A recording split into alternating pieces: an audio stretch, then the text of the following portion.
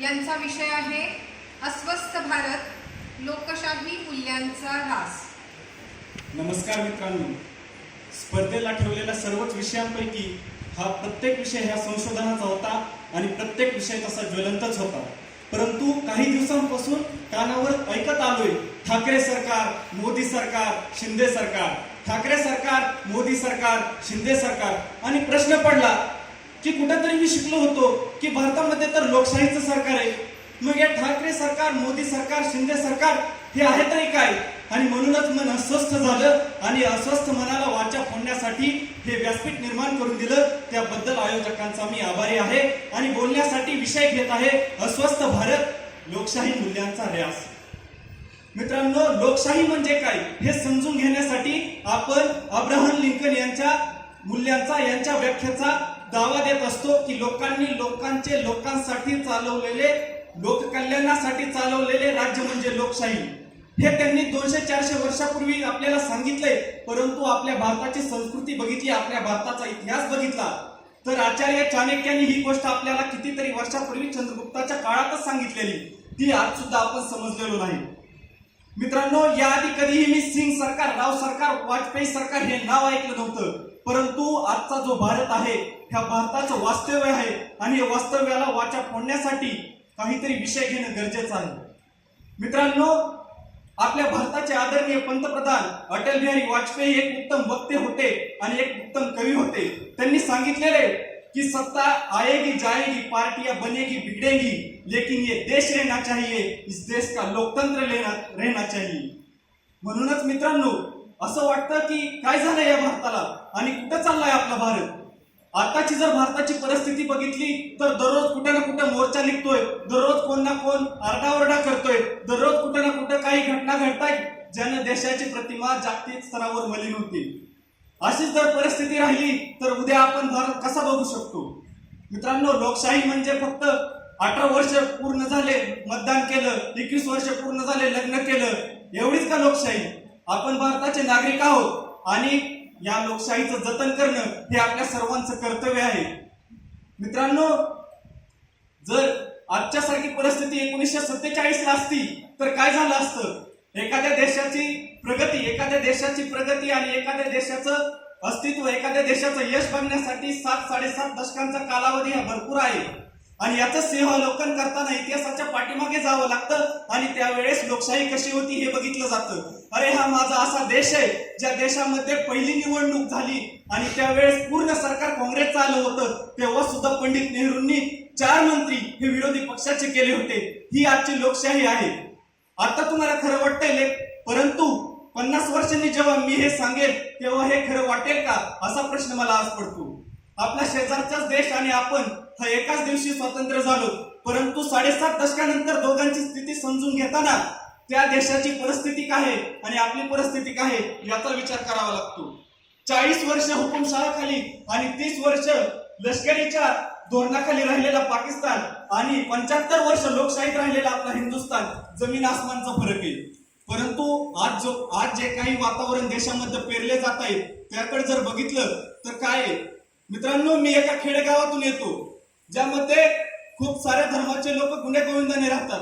माझ्या गावात शेजारीच मुसलमानवाडी नावाचं एक गाव आहे, ज्या गावामध्ये प्रामुख्याने 100% लोक एका विशिष्ट समुदायाचे राहतात आणि माझ्या गावात एक सुंदर असं महादेवाचं मंदिर आहे. त्या मंदिरात आम्ही 2008, 9, 10 ला जेव्हा लहान होतो प्राथमिक शाळेत, तेव्हा त्या मंदिरात परिसर अभ्यास या गोष्टीखाली आम्ही त्या मंदिरात दर्शनाला जायचो श्रावण महिन्यात. ती सर्व लोक तिथं दर्शनाला यायचे, प्रसाद घ्यायचे, आरती म्हणायचे. आता पण गेलतो मागच्या श्रावण महिन्यात मी गावाकडे. अतिशय विदारक परिस्थिती आहे मित्रांनो. जेव्हा मी तिथं गेलो तेव्हा मला असं काही दिसलं नाही जेव्हा मला लहानपणी दिसलं. मग काय झालं असं की 10-12 वर्षांमध्ये की हे चित्र बदललं? हे चित्र असंच हळूहळू बदललंय मित्रांनो. काही गोष्टींचा बदल हा आपल्या लवकर लक्षात येत नाही, परंतु तो बदल हा हळूहळू होत असतो. मित्रांनो, जर बघायचं गेलं तर 2014 पासून, स्पष्टच बोलायचं म्हणलं तर 2014 पासून या गोष्टी खूपच वाढत आहेत. लोकांना धर्म, जात, पंथ यामध्ये वैचारिकता नष्ट करून लोकांना भिडवण्याचं काम चालू आहे. मित्रांनो, जर लोकशाहीचे स्तंभ बघितले तर माझ्या मित्रांनी सांगितलं प्रसार माध्यम. हे प्रसार माध्यम हे खूप महत्वाचं आहे. मित्रांनो, कुणीतरी असं सांगितलंय की जब तीर कमान ना हो, जब तीर कमान ना हो तलवार भी ना हो और तोप से भी काम न चलता हो, जब तीर कमान ना हो तलवार भी ना हो तोप से भी काम चलता ना हो तो आप अखबार निकालिए. अशी ताकद होती. मित्रांनो, स्वातंत्र्यपूर्वीच्या काळात 2-4 वर्तमानपत्रांनी इंग्रजांना सोळ की पळू करून टाकलं होतं. अशी प्रसार माध्यमांची ताकद आहे. परंतु आजचे प्रसार माध्यम सुद्धा गप्प आहेत. ते मुद्दाम म्हणून गप्प आहेत का त्यांना कोणी गप्प केलं जातं हे आपल्याला बघायची गरज आहे. मित्रांनो, माझ्या देशाचा पंतप्रधान हा 2014 पासून एकही पत्रकार परिषद घेतली नाही.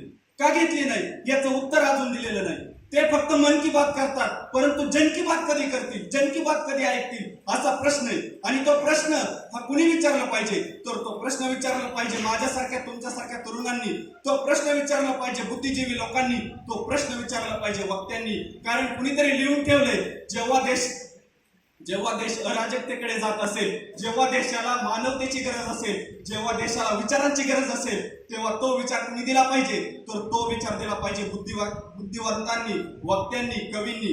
आणि म्हणूनच मी म्हणतो की जैसा बाजार का तकाजा है वैसा अभी मैंने बिकना शुरू नहीं किया, मैं मुफ्त में ही बटता हूं, अभी मैंने बिकना शुरू नहीं किया.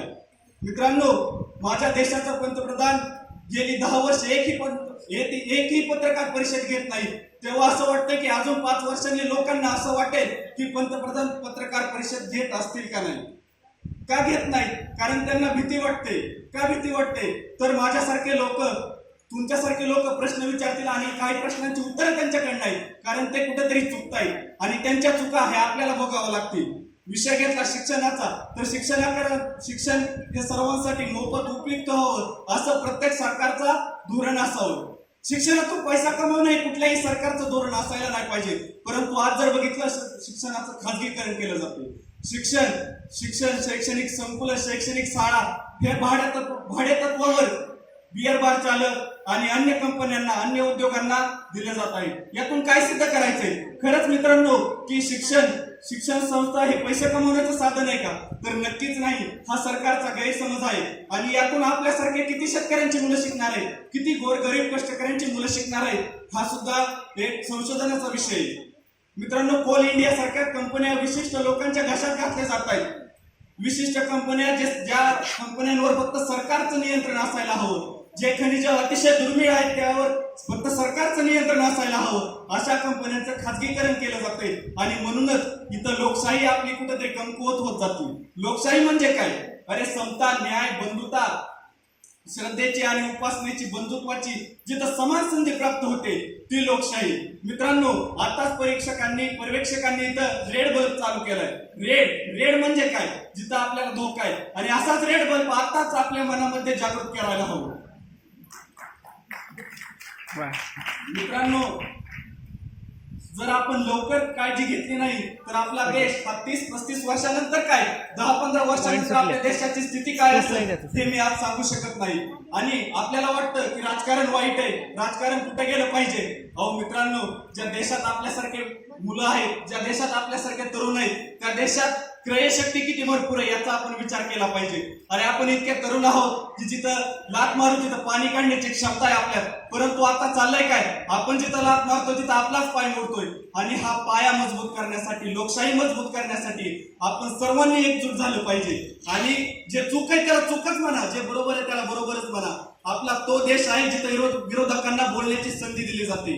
अरे UN मध्ये जेव्हा भारत आणि काश्मीरचा प्रश्न पाकिस्तान विरोधात मांडायचा होता त्यावेळेस माननीय इंदिराजींनी अटल बिहारी वाजपेयी यांच्यासारख्या विरोधी पक्ष नेत्याला UN मध्ये पाठवलं. ही आजची लोकशाही. आणि आज संसदेत काय चालू आहे, तर विरोधकांचे माईक बंद करायचे. ही लोकशाही का? ही लोकशाही तुम्ही जिवंत करणार आहेत का?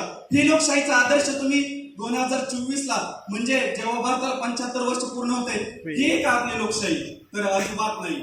मित्रांनो, जेव्हा विरोधक आणि सत्ताधारी मिळून काम करतात तेव्हाच देशाचा विकास होतो आणि तेव्हाच एक विकसनशील देश, एक महासत्ताक देश म्हणून आपण उदयास येऊ.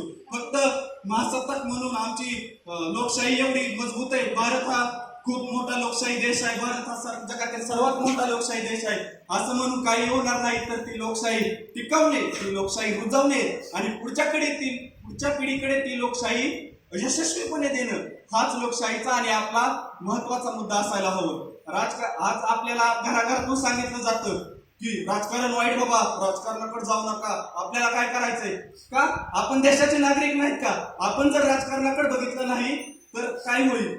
अशा प्रकारे आपण सर्व लोकशाही टिकू एवढं बोलतो आणि थांबतो. धन्यवाद.